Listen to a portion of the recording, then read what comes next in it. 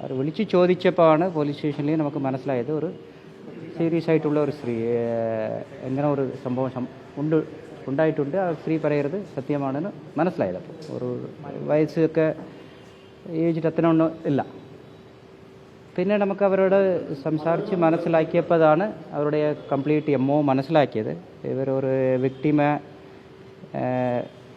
Common പ്ലേസിൽ വെച്ച് പരിചയപ്പെട്ടിട്ട് പിന്നെ അങ്ങോട്ട് കൊണ്ടുപോയിട്ടുള്ളത് വേറെ ഒരു ബ്യൂട്ടി പാർലർ ജോലിക്കിനാണ്. അങ്ങോട്ട് കൊണ്ടുപോയിട്ട് പിന്നെ എക്സ്പ്ലോയിറ്റേഷൻ നടന്നിട്ടുണ്ട്. പിന്നെ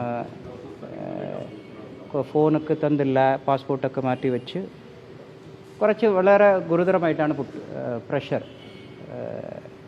ഫോട്ടോ വീഡിയോഗ്രാഫി എടുത്ത് പിന്നെ ഫർദറായിട്ട് അത് കോപ്പറേറ്റ് ചെയ്തിട്ടുണ്ടെങ്കിൽ ചെയ്യാനുള്ള അങ്ങനെ ഒരു രീതിയിൽ പോയിട്ടുണ്ട്. അതനുസരിച്ച് നമുക്ക് വളരെ സീരിയസ് ആയിട്ട് കേസ് എടുത്ത് ഒരു ടീം രൂപീകരിച്ച് പിന്നെ ഇത് പിന്നെ നമുക്ക് മറ്റൊരു വിക്ടിമും വന്നിട്ടുണ്ടായിരുന്നു വേറെ ഒരു ജില്ലയിൽ. പിന്നെ നമുക്ക് അത് ഏകദേശം സെയിം ആണ്. പിന്നെ അവർക്ക് പ്രോമിസ് ചെയ്തിട്ടുള്ളത് വേറെ ഒരു മോഡലിംഗ് ജോബാണ്. മോഡലിംഗ് ആയിട്ട് അങ്ങോട്ട് പോകാമെന്ന് പറഞ്ഞിട്ട് പിന്നെയും അവരെയും ഇതേ രീതിയിൽ എക്സ്പ്ലോയിറ്റേഷൻ ആയപ്പോഴാണ് നമുക്ക് മുൻകൂട്ടി പോയത്. പിന്നെ ആ അന്വേഷണ ശ്രമത്തിൽ തന്നെ ഏറ്റവും ആദ്യമായിട്ടുള്ള 1-ാം പ്രതി പിന്നെ വിദേശത്തേക്ക് കടക്കാൻ ശ്രമിച്ച് നമുക്ക് LOC ഒക്കെ ഇട്ടത് കൊണ്ട് മുംബൈ എയർപോർട്ടിലിருந்து കിട്ടി. ഇപ്പം 3 പ്രതികൾ നമ്മളുടെ കസ്റ്റഡിയിലുണ്ട്.